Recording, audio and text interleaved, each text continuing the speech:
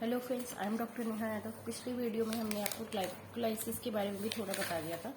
आज एक बार रिवाइज करवा देती हूँ इसकी साइकिल। एनर्जी इन्वेस्टमेंट फेज है, मतलब इसमें ग्लूकोज हमारा जो इसका फॉस्फोरिलेशन हो रहा है, ये कन्वर्ट हो रहा है ग्लूकोज 6 फॉस्फेट में in presence of enzyme hexokinase, और ये फिर द फर्दर रिवर्सिबल रिएक्शन है, वो कन्वर्ट हो रहा है फ्रक्टोज 6 फॉस्फेट में इन प्रेजेंस ऑफ एंजाइम फोस्फोहेक्सोआइसोमरेज।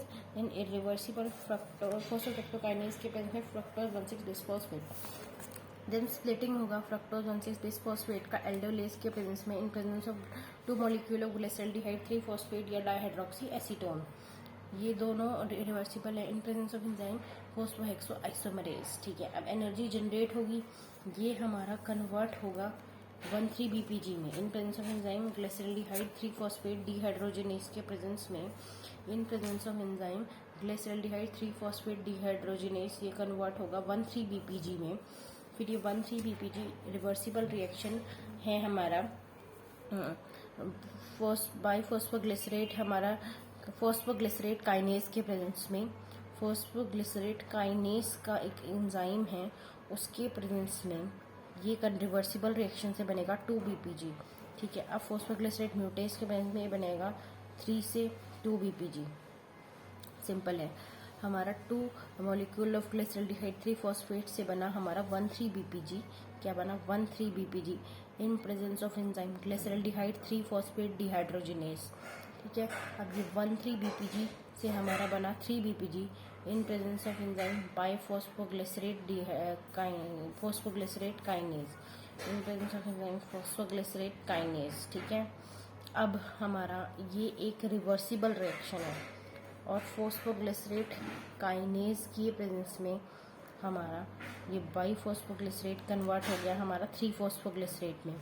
अब इरिवर्सिबल ये फॉस्फोग्लिसरेट म्यूटेज के 2 में कन्वर्ट हुआ। 1,3-BPG से जो 2-BPG बना है, ये है क्या? 1,3-BPG से जो 2-BPG बना है, ये हमारा है सबस्ट्रेट लेवल फॉस्फोराइलेशन। ठीक है, एक और सबस्ट्रेट लेवल फॉस्फोराइलेशन है। अब एनोलेज की प्रेजेंस में ये 2-BPG रिवर्सिबल रिएक्शन कन्वर्ट हुआ PEP फॉस्फोफिनॉल पायरुवेट। ठीक है, और फिर हमारा पायरुवेट काइनेज के प्रेजेंस में ये बना पायरुवेट में, ये एक सबस्ट्रेट लेवल फॉस्फोराइजेशन है। क्या होता है, हमारा फ्लोराइड इनहिबिट करता है एनोलेज को, ताकि ग्लाइकोलाइसिस ना हो ब्लड में। ठीक है, क्योंकि जब भी हम ग्लूकोज को फार अवे एरिया में लेके जा रहे हैं ब्लड ग्लूकोज को, तो हमें ध्यान रखना है कि ब्लड खराब ना हो जाए, ब्लड ग्लूकोज कंसंट्रेशन हमारा। एनारोबिक कंडीशन में ये पायरुवेट लैक्टेट डिहाइड्रोजनेज के प्रेजेंस में लैक्टेट बना देगा और हमारा NADH प्रोड्यूस हो रहा है यहाँ पे। ठीक है, तो ग्लाइकोलाइसिस RBC में लैक्टेट बनाता है on brain, retina, skin, renal medulla GIT। Brain, retina, skin, renal medulla GIT most of energy glycolysis से ऑब्टेन करते हैं। रेगुलेटरी एंजाइम हेक्सोकाइनेज है, ग्लूकोकाइनेज नहीं, क्योंकि हमारा ग्लूकोज 6 फॉस्फेट हमारा इनहिबिट करेगा हेक्सोकाइनेज को, नॉट ग्लूकोकाइनेज, क्योंकि हेक्सोकाइनेज हर टिश्यू में है तो वो रेगुलेट करेगा हर कंडीशन में। ग्लूकोकाइनेज सिर्फ हमारे लीवर में है। ठीक है, देन इसके बाद हमारा ग्लूकोकाइनेज। ठीक है, ये देखिए, glucokinase inhibit hexokinase, not glucokinase, as glucokinase present only in liver and hexokinase हर टिश्यू में प्रेजेंट है, तो वो रेगुलेटरी है और हर स्टेप पे रेगुलेट करता है। अब ये जो हमारा क्या है, हमारी Km वैल्यू कितनी होती है? हमारी Km वैल्यू वैसे इन्वर्सली प्रोपोर्शनल होती है हमारा बाइंडिंग टू हमारी सबस्ट्रेट एंजाइम जो होता है सबस्ट्रेट का, उसकी बाइंडिंग से। ठीक है, देखिए ग्लूकोकाइनेज का Km हाई है तो उसका बाइंडिंग कम है। ठीक है, kinase has less binding. Okay, glucokinase कब एक्ट करेगा बेसिकली? देख,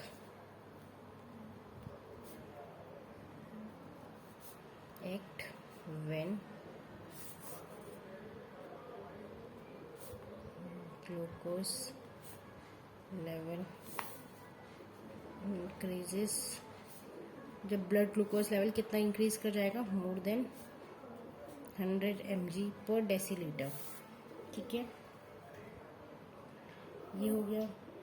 ओके, ये बात यहाँ पे हो गई, और तब इंसुलिन एक्ट करता है इस पे। as act on this. Okay, तो फिर से ये वाली बात बहुत इंपॉर्टेंट है जो अभी आपको बताई है मैंने. Okay, that's why hexokinase regulate करता है हर स्टेप पे. ग्लूकोज का केएम ज़्यादा है तो एफिनिटी कम है. ठीक है, ये बात होगी. देन और भी एक दो चीज़ें हैं, रेट लिमिटिंग, रेट कन्वर्टिंग, वो बताते हैं हम अब आपको. ठीक है, जैसे ग्लाइकोलाइसिस में हो क्या रहा है हमें पता है. Carbohydrate to tri lysis of carbohydrate. ठीक है, एक molecule of glucose degraded to form 2 molecule of pyruvic acid. एक molecule of glucose degraded to form 2 molecule of pyruvic acid.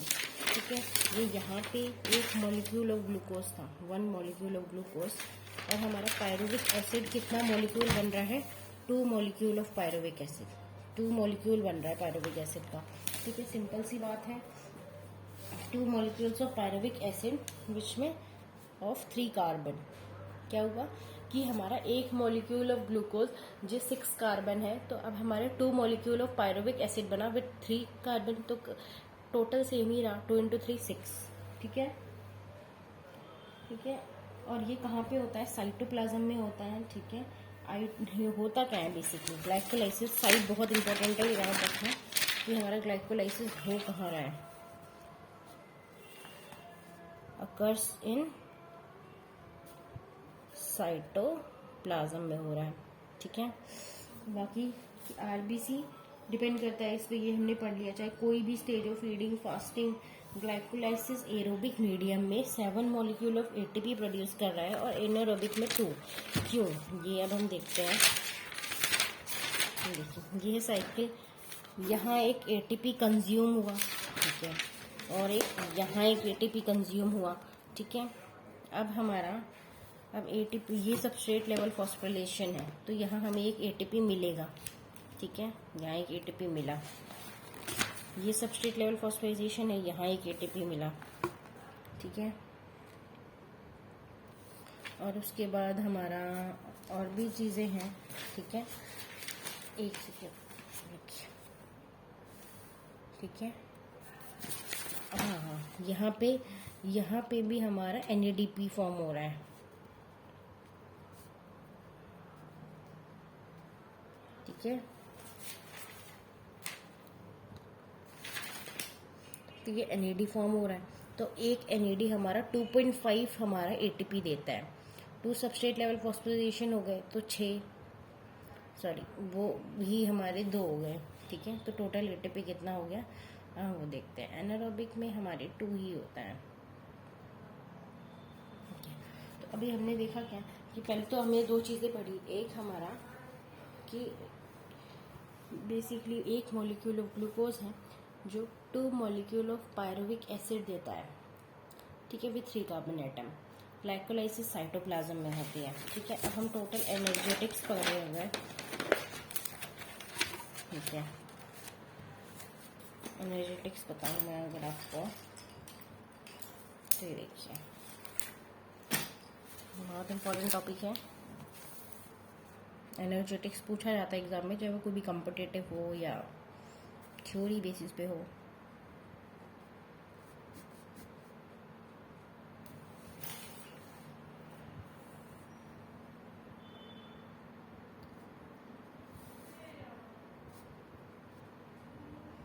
Total ATP produced in anaerobic condition is equal to 2 और total ATP in aerobic condition वो है हमारा 7. अब 7 कैसे ये देखते हैं. ठीक है, एक हमारा स्टार्टिंग से देखेंगे. अब हमारा during conversion of glucose to glucose six phosphate एक एटीपी कंज्यूम हुआ. ठीक है, फिर एक एटीपी कहाँ यूज़ हुआ? During conversion of fructose to fructose six phosphate, ठीक है, during conversion of fructose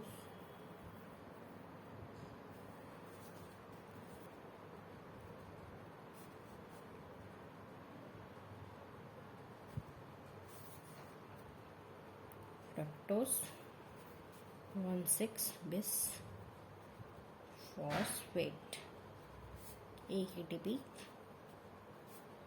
consumed हुआ, ठीक है। ग्लूकोज से ग्लूकोज 6-फॉस्फेट बना तो एक एनर्जी कंज्यूम हुआ। फ्रक्टोज 6-फॉस्फेट से फ्रक्टोज 1,6-bis फॉस्फेट बना तो एक एटीपी कंज्यूम हुआ, ठीक है। एंड ड्यूरिंग ग्लिसरल एल्डिहाइड 3-फॉस्फेट से जब 1,3-BPG बना तो 1, ठीक है, तो 2 मॉलिक्यूल है ना इसका, तो कितने एटीपी हुए? एक एनएडी कितना देता है? 2 एनएडी निकले ना फिर इसमें से, क्योंकि 2 मॉलिक्यूल है, एक एनएडी देता है 2.5 एटीपी।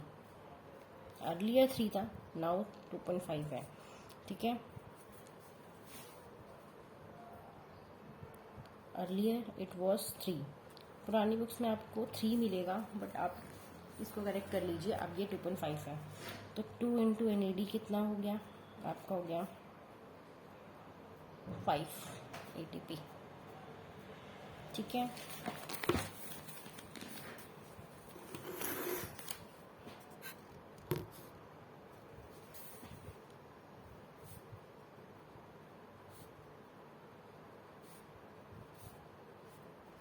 दो सबस्ट्रेट लेवल फॉस्फोराइलेशन भी है,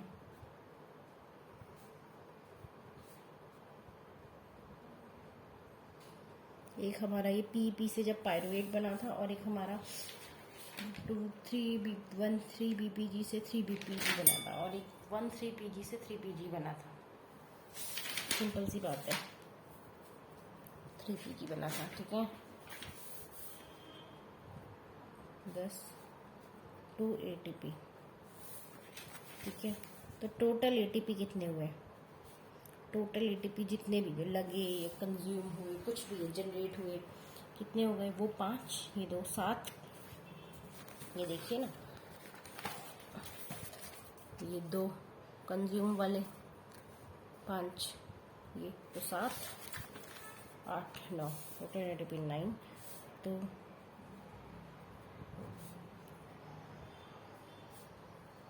माइनस कंज्यूम्ड ATP, कंज्यूम जो है वो तो माइनस होगा ना, 9 - 2 तो हो गया 7, ठीक है। तो एरोबिक में कितना प्रोड्यूस हुआ? 7। इनएरोबिक में हमारा 2 ही प्रोड्यूस हुआ है, क्योंकि इनएरोबिक तो बस लास्ट में खाली लैक्टेट के टाइम पे ही प्रोड्यूस हो रहा है, तो खाली 2 ही होगा, ठीक है। एक बात ये है, जब NADH हमारा ग्लिसरॉल फॉस्फेट शटल यूज करता है, NADH का यूज करता है ग्लिसरॉल फॉस्फेट शटल, तो ATP जो प्रोड्यूस होता है ना, वो होता है हमारा 6, ठीक है।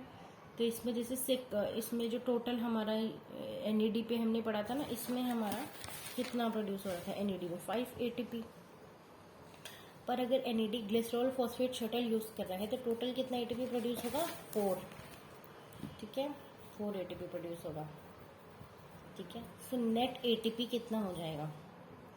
नेट ATP आपका अगर वो 4 है तो 8 हुआ, ये टोटल 1 कम हो गया, तो टोटल ATP 8 हुआ, 8 में से 2 माइनस कर दो, ठीक है, तो 5 हो जाएगा नेट ATP आपका, ठीक है। ओके, सिंपल सी बात है, ज़्यादा कुछ नहीं है इसमें। सो जस्ट रिलैक्स, ध्यान से पढ़िए, सब कुछ समझ आएगा। अगर NAD use glycerol shuttle pathway use कर रहा है NAD हमारा। ग्लिसरॉल फॉस्फेट शटल पाथवे, ठीक है।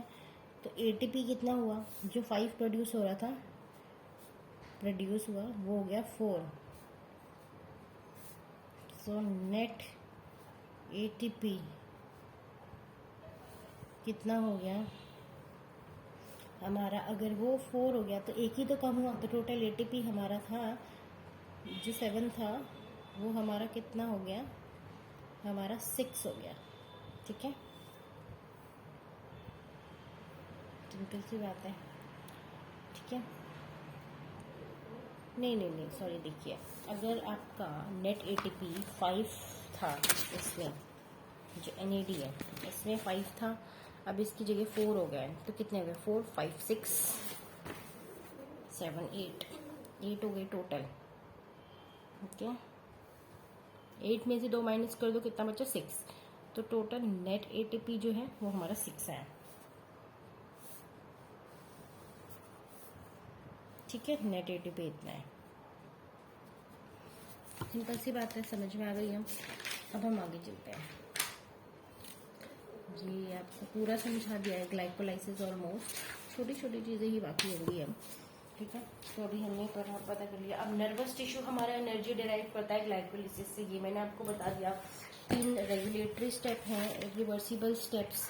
एक तो conversion of glucose to glucose 6 phosphate, एक फ्रक्टोज टू फ्रक्टोज 1,6 बिस्फॉस्फेट, और एक conversion of PEP to pyruvate. अब 3 रेगुलेटरी स्टेप्स जो होते हैं ग्लाइकोलाइसिस में, वो एक बार बता दीजिए मैं आपको।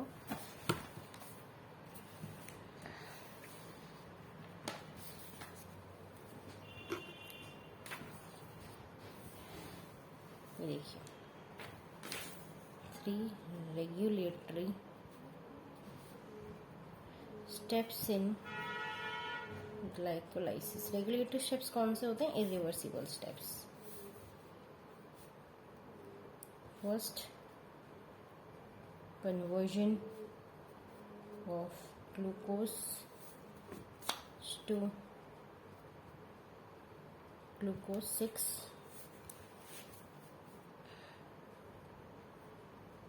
ठीक है। इसमें रेगुलेटरी एंजाइम कौन सा है, हेक्सोकाइनेज, ठीक है। सेकेंड है conversion of fructose 6 phosphate to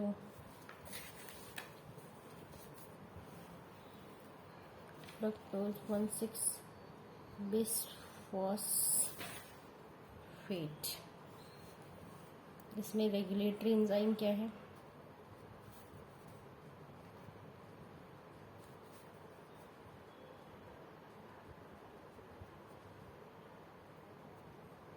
kinase,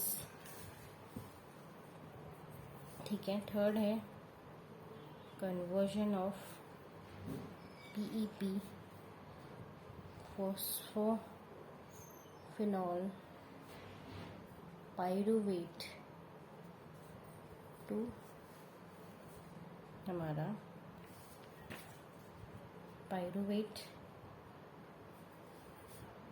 और रेगुलेटरी एंजाइम है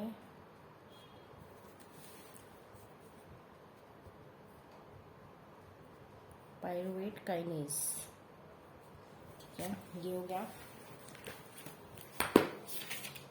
अब 2 स्टेप्स हैं सबस्ट्रेट लेवल फॉस्फोराइलेशन के, बता चुके हैं। एक 1,3-BPG से जब 3PG फॉर्म हुआ, और एक हमारा लास्ट ये हमारा सबस्ट्रेट फॉस्फोराइलेशन है, पेप से पायरुवेट फॉर्म हुआ। पेप से पायरुवेट फॉर्म हुआ, ये देखिए ना, ये सबस्ट्रेट लेवल फॉस्फोराइलेशन है। और एक ये 1,3PG से जब 3PG फॉर्म हुआ, ठीक है। तो ये हो गया हमारा फॉस्फोराइजेशन में, कुछ नहीं है, इनऑर्गेनिक फॉस्फेट हम सबस्ट्रेट पे लगाते हैं, ठीक है। तो एक क्वेश्चन है, Vmax कितना होता है हमारा, वेलोसिटी। अब जो हमारा वेलोसिटी है वो कितनी होती है, किसी भी कंसंट्रेशन, किसी भी सब्सटेंस की ट्रैवलिंग की वेलोसिटी क्या है, वेलोसिटी हम तब कंसीडर करते हैं when we have product concentration also, ठीक है। इसमें तो सब वेलोसिटी सेम है, ठीक है, क्योंकि रिएक्शन सेम है, बस एफिनिटी हमारी इंक्रीज डिक्रीज हो रही है, ठीक है। तो ये बात मैं आपको यहाँ पे बता देती हूँ। वी मैक्स और velocity, V max velocity is considered, okay, कब कंसीडर्ड करते हैं? when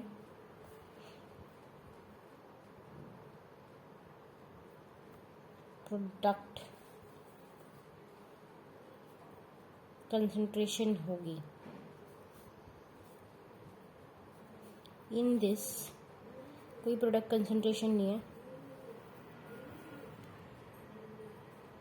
वी मैक्स सेम है, ओनली एफिनिटी हमारी इंक्रीज हो रही है, ठीक है, ठीक है, ओके, ये समझ आ गया। अब ग्लाइकोलाइसिस के 3 फेजेज हैं। वी मैक्स मतलब वेलोसिटी, ये हम कब कंसीडर करते हैं? जब हमारे पास प्रोडक्ट कंसंट्रेशन हो। इसमें वी मैक्स से में खाली एफिनिटी बढ़ रही है। 3 फेजेस बता दिए थे मैंने आपको, एनर्जी इन्वेस्टमेंट, ये सारा मैं बता चुकी हूँ, ठीक है।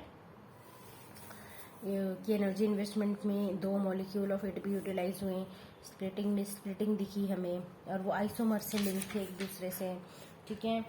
ये भी बता चुकी हूँ कि हेक्सोकाइनेज का केएम कम है, ग्लूकोकाइनेज का केएम ज़्यादा है, ठीक है। कितनी भी एनर्जी इन्वेस्ट हुई वो वापस जनरेट भी होती है, ठीक है, सिंपल सी बात है। और हमारा आपने पता था कि 2 हमारा कंज्यूम हुई, वो जनरेट हुआ, ठीक है।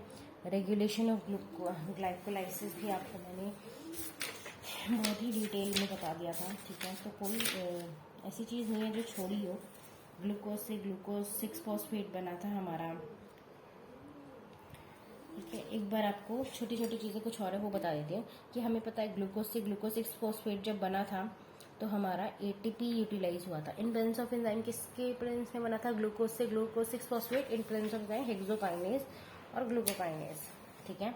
तो हमारा हेक्सोकाइनेज रेट लिमिटेड एंजाइम है। जब भी मतलब रेट लिमिटिंग मतलब जब ज़्यादा कंसंट्रेशन हो जाएगी ना ग्लूकोज 6 फॉस्फेट की, तो हेक्सोकाइनेज खुद ही इनहिबिट हो जाएगा, ठीक है, ठीक है। ग्लूकोज रेट लिमिटिंग है, वो वेरी करता है फेजेस में, ठीक है। फॉर्म वेरी फेज, बहुत सारे फेजेस बनाता है ग्लूकोज 6 फॉस्फेट, बहुत जगह, ठीक है। रेट लिमिटिंग है, रेट कमिटेड नहीं है। रेट कमिटिंग हमारा फोस्फोफ्रक्टोकाइनेज है, ठीक है। तो ये बता देते हैं, बहुत इंपॉर्टेंट एग्जाम है एमसीक्यू पर्पस के लिए कि रेट लिमिटिंग और रेट कमिटेड एंजाइम कौन सा होता है। रेट लिमिटिंग एंजाइम है हेक्सोकाइनेज, ठीक है।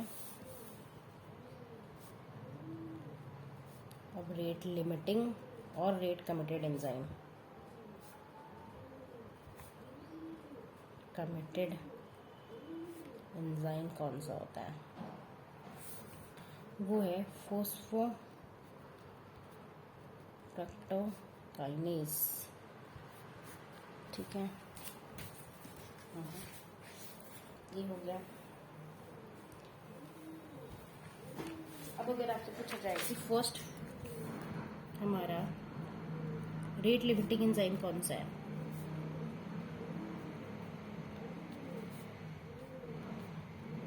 तो वो है hexokinase.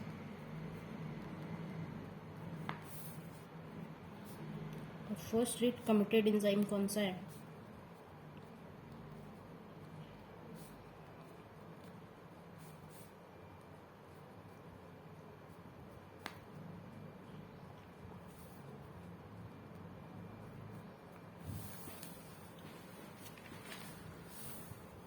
First rate committed enzyme फोस्फोफ्रक्टोकाइनेज 1 है। अब हमारा ये जो फोस्फोफ्रक्टोकाइनेज है ना, ये 2 टाइप का होता है, PFK1 और PFK2, K1 एंड PFK2, ठीक है। अगर ये PFK हमारा फर्स्ट पोजीशन पे एक्ट कर रहा है ना, हमारा फॉस्फोराइलेट कर रहा है फर्स्ट पोजीशन पे, तो फ्रक्टोज 1,6 बिसफॉस्फेट बनाएगा, ठीक है। और अगर PFK2 है तो हमारा, अगर मान ली PFK2 है तो वो जो 1,6 बिसफॉस्फेट बन रहा था ना, उसकी जगह 2,6 बिसफॉस्फेट बनेगा।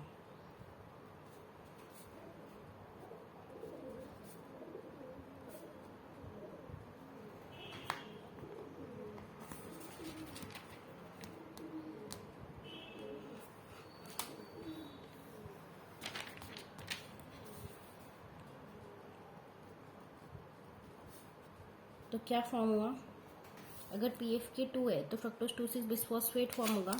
ये एक रिवर्सिबल रिएक्शन है।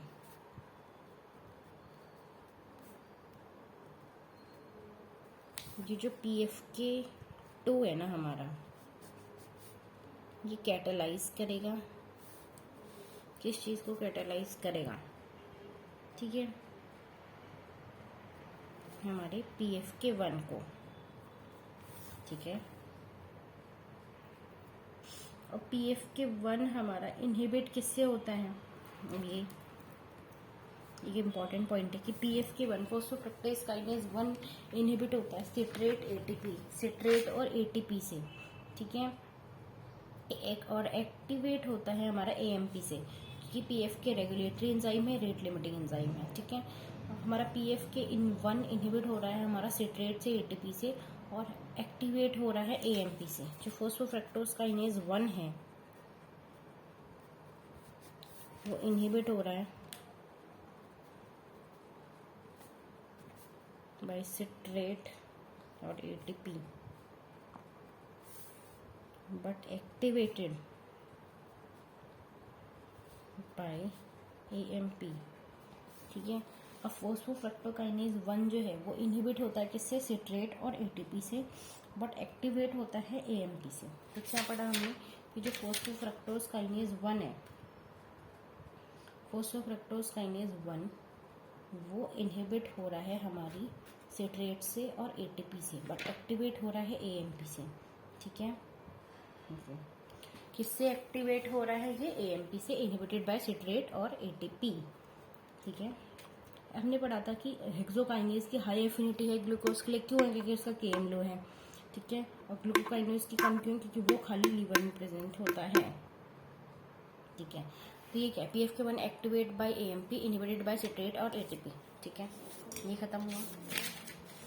अब ये भी बता दिया था मैंने आपको, first rate limiting, rate committed है, जो भी है, ठीक है। ये फ्रक्टोज 2,6 बिसफॉस्फेट जो होता है ना, ये प्रमोट एक्शन ऑफ, और ये भी था इसके साथ में, एंड फ्रक्टोज 2,6 फॉस्फेट भी PFK1 को कैटेलाइज करता है। फ्रक्टोज 2,6 बिसफॉस्फेट, फ्रक्टोज 2,6 बिसफॉस्फेट भी कैटेलाइज करता है PFK1 को। क्या, फ्रक्टोज 2,6 बिसफॉस्फेट भी कैटेलाइज करता है, क्या, फ्रक्टोज 2,6 बिसफॉस्फेट भी कैटेलाइज करता है हमारी PFK1 को, तो सिंपल है।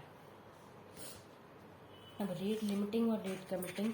रेट लिमिटिंग मतलब limiting the rate of reaction glucose 6 phosphate, मतलब जब इंक्रीज सिंथेसिस होगा ना प्रोडक्ट का, तो रेट लिमिटिंग तो वो खुद को ही, अपनी ही सिंथेसिस को इनहिबिट करेगा, ठीक है। रेट कमिटेड में भी था, फ्रक्टोज 6 फॉस्फेट PFK1 से बना रहा है फ्रक्टोज 1,6 बिसफॉस्फेट, ठीक है। और एक और इरिवर्सिबल था PEP से पायरुविक एसिड बनना, ठीक है, सिंपल सी बात है। उसमें हमारा 2 ATP बन रहा है, लास्ट वाले रिएक्शन में हमारा पायरुवेट काइनेज से 2 ATP, वो एक सबस्ट्रेट लेवल फॉस्फोराइलेशन है, तो ATP तो फॉर्म होगा, ठीक है, सिंपल सी बात है। अब एक और चीज़ हम पढ़ेंगे, ये सब आप भूल जाइए, एनर्जेटिक्स, ये जो लास्ट का ये ATP 2 ATP याद नहीं रखना, बस एक चीज़ याद रखिए कि सबस्ट्रेट लेवल फॉस्फोराइलेशन है, एक ATP प्रोड्यूस होगा, ठीक है। बाकी ये सारा बहुत इंपॉर्टेंट है, इसको एक एक लाइन आपको याद रखनी पड़ेगी, ये तो बहुत इंपॉर्टेंट है। अब हम बात करेंगे रापापोर्ट ल्यूबरिंग शंट के बारे में।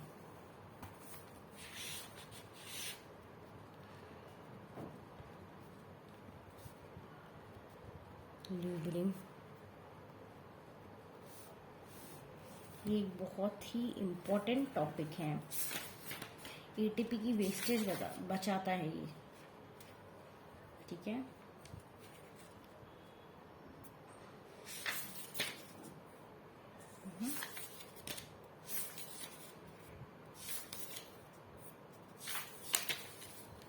ठीक है, रापापोर्ट लुब्रिकेंट एक टॉपिक है, ये पढ़ते हैं अब हम।